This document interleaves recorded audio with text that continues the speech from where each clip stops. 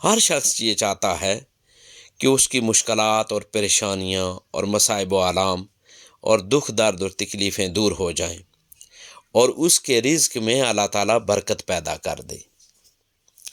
دیکھیں، اگر ہم یہ سب کچھ چاہتے ہیں تو ہمیں قرآن اور صاحب قرآن حضور تاجدار کائنات صلی اللہ علیہ وآلہ وسلم کی سیرت کی طرف رجوع کرنا ہوگا۔ آپ صلی اللہ علیہ وآلہ وسلم عموماً فجر کی نماز پڑھنے کے بعد اپنی جائے نماز پر آلتی پالتی مارے بیٹھے رہتے یہاں تک کہ سورج نکل آتا۔ اس کے بعد صحابہ کرام رضوان اللہ علیہم اجمعین آپ صلی اللہ علیہ وآلہ وسلم کے ارد گرد بیٹھ جاتے اور ماضی و حال کے بارے میں گفتگو کرتے۔ صحابہ کرام رضوان اللہ علیہم اجمعین اپنے خواب بیان کرتے، جس کی تعبیر حضرت ابوبکر صدیق رضی اللہ تعالیٰ عنہ بتایا کرتے۔ کہتے ہیں اس کے بعد آپ صلی اللہ علیہ وآلہ وسلم ایسا کرتے کہ گھر تشریف لاتے اور پوچھتے کہ گھر میں کھانے کو کچھ ہے؟ کہتے ہیں اگر بتایا جاتا کہ گھر میں برکت ہے تو آپ صلی اللہ علیہ وآلہ وسلم روزے کی نیت فرما لیتے، اور اگر کچھ کھانے کے لیے ہوتا تو کھانے کے بعد آپ کا معمول تھا کہ انگلیاں 3 بار چاٹ لیتے، پانی نوش فرماتے تو 2 دفعہ سانس لیتے، پھر دن بھر اور گھر کے کام کاج میں مصروف رہتے۔ جب نماز کا وقت آتا تو نماز کی جانب متوجہ ہوتے، دوپہر کو استراحت یعنی قیلولہ فرماتے۔ بعض اوقات آپ صلی اللہ علیہ وآلہ وسلم حضرت ام سلیم کے گھر تشریف لاتے اور قیلولہ فرماتے۔ ام سلیم آپ صلی اللہ علیہ وآلہ وسلم کے لیے چمڑے کا بستر بچھا دیتی، جس پر آپ صلی اللہ علیہ وآلہ وسلم کے پسینے کے قطرے جمع ہو جاتے۔ وہ ان سے عطر بناتی جو بہت پسند کیا جاتا۔ آپ صلی اللہ علیہ وآلہ وسلم کا یہ معمول سفر میں بھی جاری رہتا۔ نماز عصر کے بعد باری باری تمام ازواج سے مختصر ملاقات اور مزاج پرسی کے لیے تشریف لے جاتے۔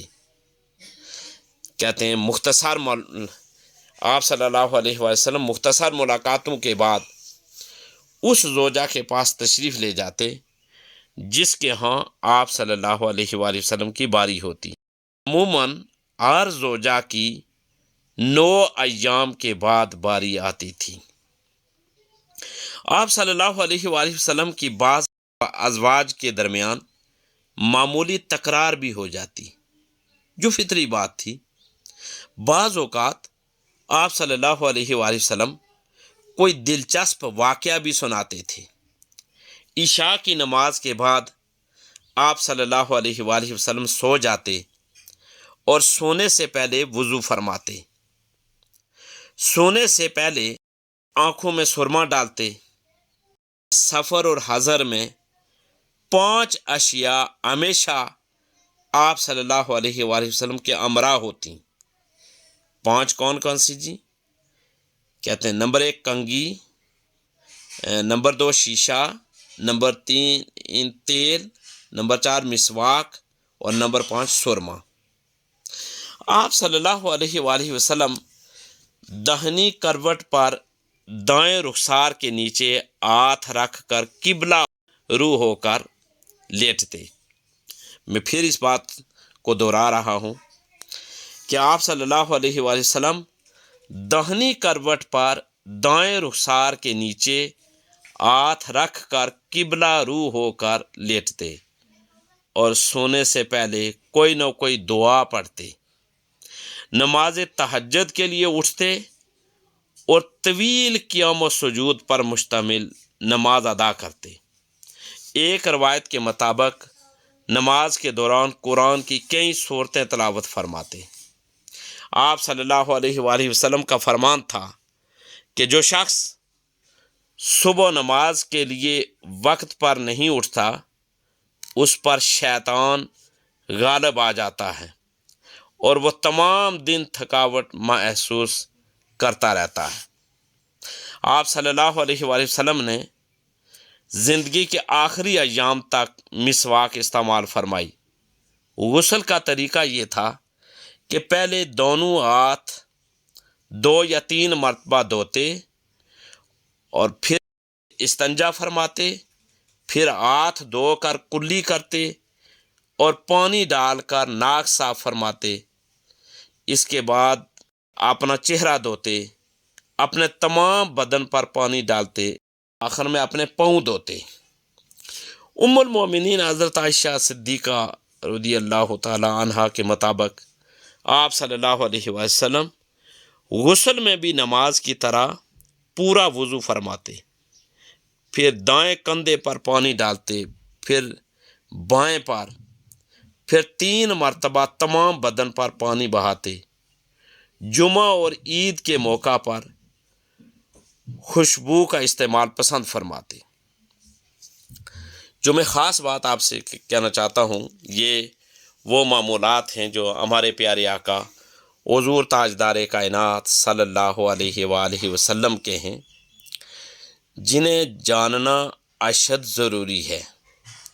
ہم ان باتوں کو جانیں گے تبھی ہم کامیابیاں سمیٹیں گے اور ان اپنے پیارے آقا حضور علیہ الصلوۃ والسلام کی سیرت طیبہ کو ایڈاپٹ کرنے کے قابل ہو سکیں گے، آپ کی سنتوں کے مطابق زندگی گزارنے کی سیکھ کر سکیں گے۔ دیکھیں، جس طرح میں نے ذکر کیا کہ آج ہر شخص مشکلات، پریشانیوں اور مصائب و آلام کا شکار ہے، تو دیکھیں قرآن نے بھی اس حوالے سے ہماری رہنمائی فرمائی، وَاسْتَعِینُوا بِالصَّبْرِ وَالصَّلَاةِ، کہ صبر کے ساتھ اور نماز کے ساتھ، یعنی نماز سے ہیلپ لو اور صبر سے ہیلپ لو۔ اگر آپ مشکلات میں ہیں، مصائب و آلام میں، دکھ دار تکلیفوں میں، تو نماز کی طرف آپ صلی اللہ علیہ وآلہ وسلم زندگی بھر نماز بڑے اہتمام کے ساتھ پڑھتے رہے۔ آپ صلی اللہ علیہ وآلہ وسلم کے نزدیک سب سے عمدہ عمل نماز کا اول وقت پر ادا کرنا ہے۔ آپ صلی اللہ علیہ وآلہ وسلم کا ارشاد ہے، 3 چیزوں کو کبھی مؤخر نہیں کرنا چاہیے۔ نماز، ان میں سے پہلے نمبر پر نماز جب اس کا وقت ہو جائے، دوسرے نمبر کہتے ہیں جنازہ جب آ جائے اس کو مؤخر نہیں کرنا چاہیے، عورت جب اس کا کوئی رشتہ مل جائے تو اسے فوراً شادی کر دیں۔ نماز، جنازہ اور عورت، ان کو مؤخر نہیں کرنا چاہیے۔ آپ صلی اللہ علیہ وآلہ وسلم کی زندگی مبارک میں صرف ایک نماز کے سوا کبھی کوئی نماز قضا نہ ہوئی۔ ایک سفر کے دوران سب صحابہ پر نیند غالب آ گئی اور نماز قضا ہو گئی۔ فرض نمازیں مسجد میں باجماعت اور نفل نمازیں گھر پر پڑھنے کا معمول تھا۔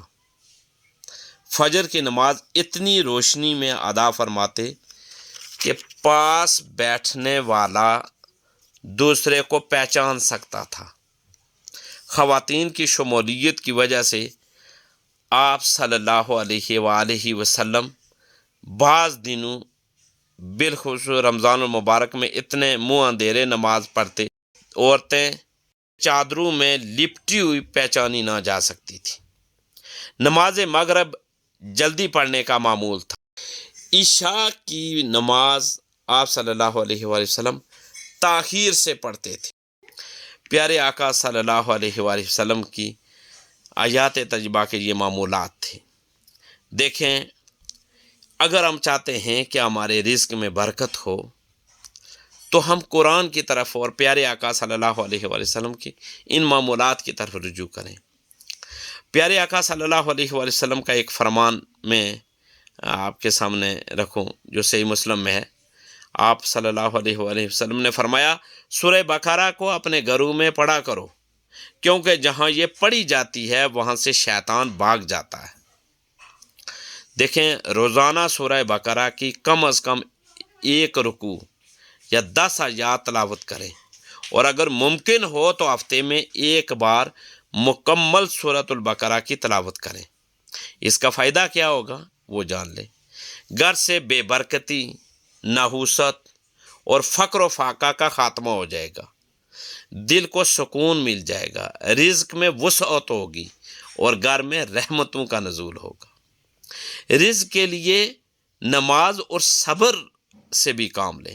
اللہ تبارک و تعالیٰ جو قرآن مجید میں فرماتا ہے، جس طرح میں نے آپ کے سامنے پہلے بھی رکھا کہ وَاسْتَعِینُوا بِالصَّبْرِ وَالصَّلَاةِ، اور صبر اور نماز سے مدد مانگو، بے شک اللہ صبر کرنے والوں کے ساتھ ہے۔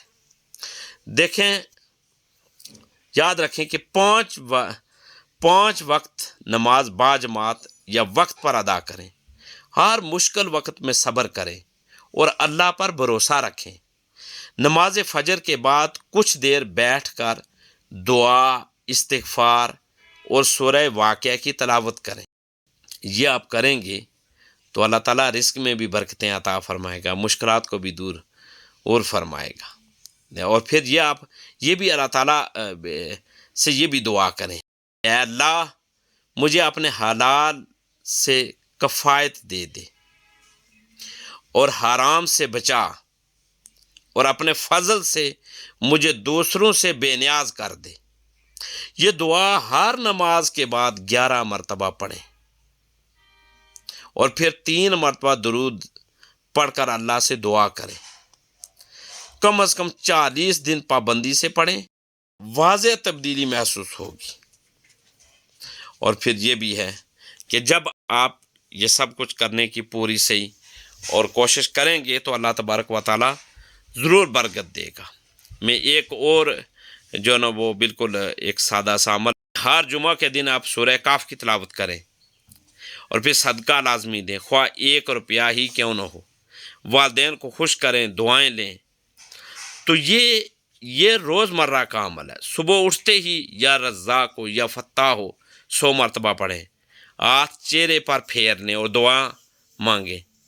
کام پر جانے سے پہلے سورہ اخلاص 3 بار پڑھ کر نیت کریں۔ تو مجھے یقین ہے کہ میری بات آپ کو سمجھا گئی ہوگی۔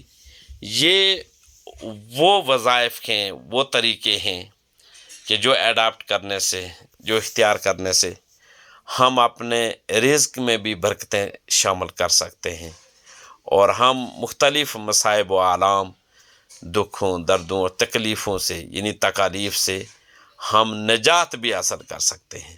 اللہ تبارک و تعالیٰ سب کی مشکلات کو دور فرمائے، اللہ تبارک و تعالیٰ سب کے مصائب و آلام کو دور فرمائے، اللہ تعالیٰ سب کو شفائے کاملہ عاجلہ عطا فرمائے، اور اللہ تبارک و تعالیٰ سب کے رزق میں، جان میں، مال میں، عزت میں برکتیں عطا فرمائے، اور اللہ تبارک و تعالیٰ سب کے فقر و فاقہ کو دور فرمائے، اور اللہ تبارک و تعالیٰ ہم سب کا حامی و ناصر ہو۔ مجھے امید ہے کہ میری بات آپ کو سمجھا گئی ہوگی۔ میں اللہ تعالیٰ سے یہی دعا کرتا ہوں کہ اللہ تبارک و تعالیٰ ہمیں دین اسلام کی سنہری تعلیمات کو جاننے اور ان تعلیمات کے مطابق زندگی گزارنے کی اللہ تعالیٰ ہمیں توفیق اور ہمت عطا فرمائے۔ دین کی بات پھیلانا صدقہ جاریہ ہے، ثواب کی نیت سے ویڈیو کو شیئر ضرور کیجیے۔ جزاک اللہ۔